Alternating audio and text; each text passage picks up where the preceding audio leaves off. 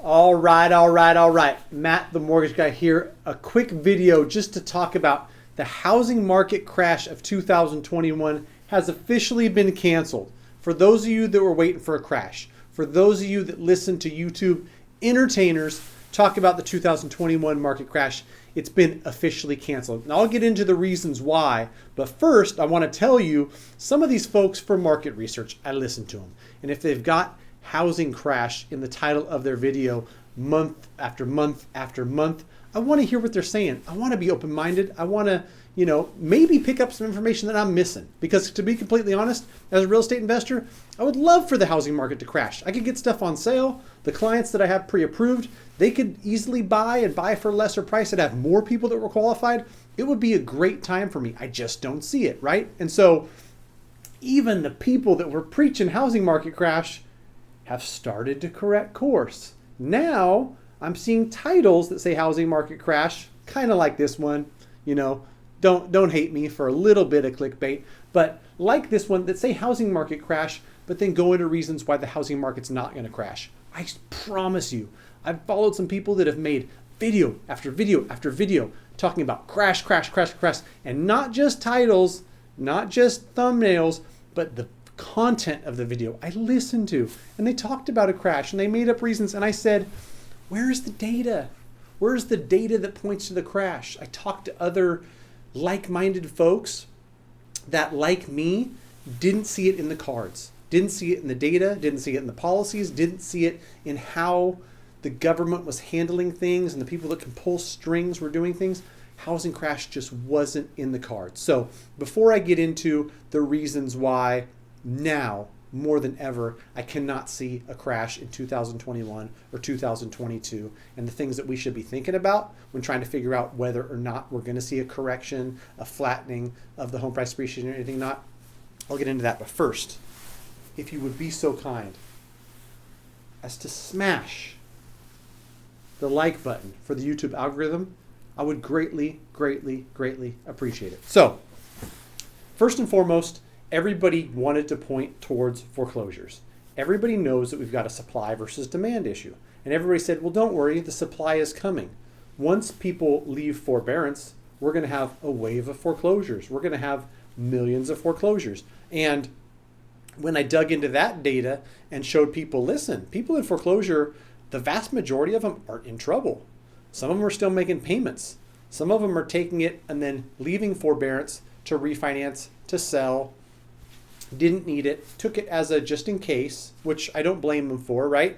And now as that foreclosure number dwindles and dwindles, the likelihood of those people foreclosing becomes less likely. The number of people becomes less likely because there's only a portion that started out in forbearance still left in forbearance, and now I think it's 2 or 3 weeks old, maybe it's even 4 weeks old from the beginning of April. The CFPB, the Consumer Finance Protection Bureau, said straight out they're going to force servicers to work with buyers. Anything that's deemed avoidable foreclosure, meaning they can do something to work with the buyer, extend the payment out to 40 years, lower the interest rate, whatever can be done, they are going to do. I believe it, and they put it in writing. They are going to work with buyers. They don't want to see another crash. And here's the thing. If you look at it from the perspective of, let's just call it the US government, all this money they've been spending, stimulus after stimulus after stimulus. You think they want to pump up the economy just to see it fail, just to see it crumble?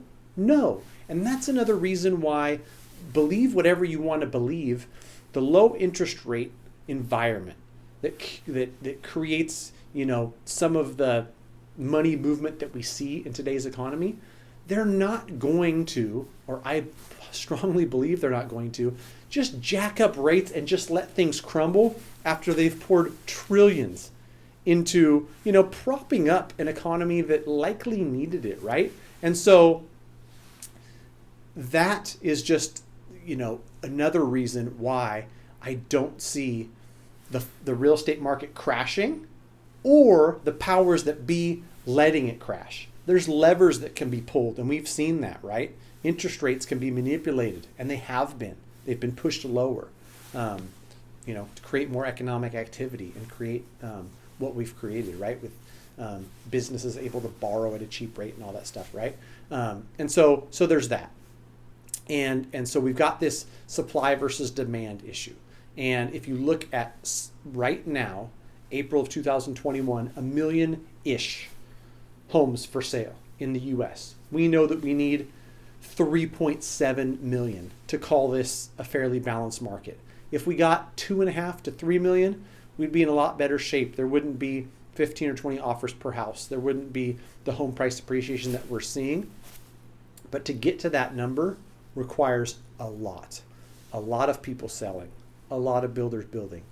We'll slowly but surely bridge this gap between supply and inventory, but I can guarantee you it's not happening in 2021. 2021 is going to continue to see an imbalance between supply and demand, and what that does is creates prices going up. It's simple economics, right? And so finally, another factor that is going to be one that doesn't allow us to see a large correction. And when I say correction, like 20% plus. If 2022 we saw a flattening or a 5% decline, I don't see that, but still that's not a correction. That's just, I don't even know what that's called. So on top of all this, where we're like, hey, we need to quell demand and we need to increase supply, we've got an administration that talked about, while Biden was running for office, he wants to do stuff in housing. He wants to provide home ownership to people who historically have had low home ownership rates. There's a $15,000 bill that was proposed. I'm sorry, not a bill. There was $15,000 and $25,000, and they weren't bills. They were just discussions. They were just topics, and we'd see articles and whatnot. As of today, a new bill. And when we looked at that $25,000 one, and I talked about a draft, and it was just a draft, and hey, it's not even a written bill yet. It can't even be proposed to be passed. We've actually got a bill. We've got a bill on the $15,000 tax credit. This isn't that you're going to get the money up front to buy it, but this is a tax credit where you buy a house, you get a tax credit at tax time. This is something that Obama did about 8,000-ish, I think, back to spur home ownership and help home ownership. This creates more demand. This is something that puts fuel on the fire. And I think this administration has made it clear we are going to do this. We believe in this cause. And no matter what impact it has, we want to stimulate home ownership within certain groups. First-time home buyers that have never owned a home.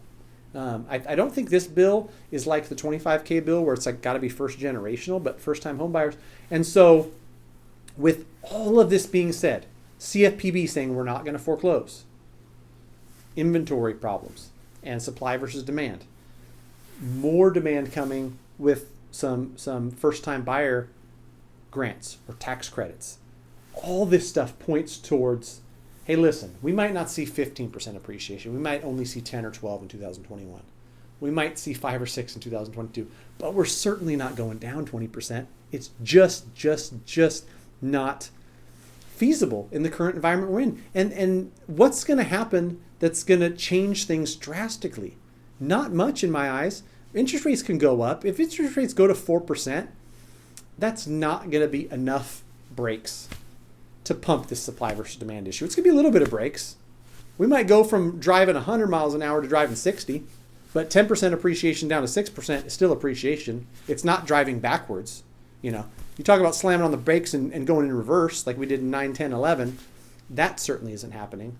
One thing I do see that could cause some inventory to come on, and it would be a healthy thing for the market, and this could cause the market to flatten out, is when we end eviction moratoriums, if a lot of landlords who have been hurt not being able to evict tenants go, finally I can evict, clean this place up, and sell.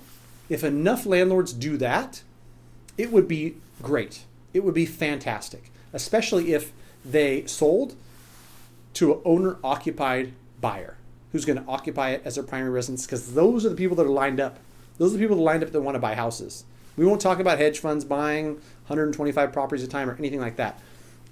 we want to spur home ownership. We want to get owner-occupied folks in houses, and maybe they got a $15,000 tax credit. Maybe they got a $25,000 grant, whatever it is. If landlords who have been mistreated by their state, mistreated by their tenants, not been paid rent, and are just like, tap, I'm out. Get me out of this.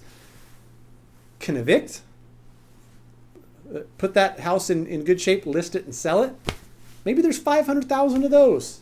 Maybe that helps inventory problems in 2022 whenever they end these eviction moratoriums. That'd be healthy and good for the market.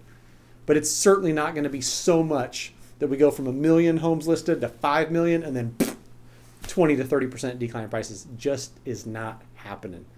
And so, you continue to follow the clickbait, housing market crash 2021. But if I was you, I would not hold my breath. You'll end up passing out. Thanks for watching.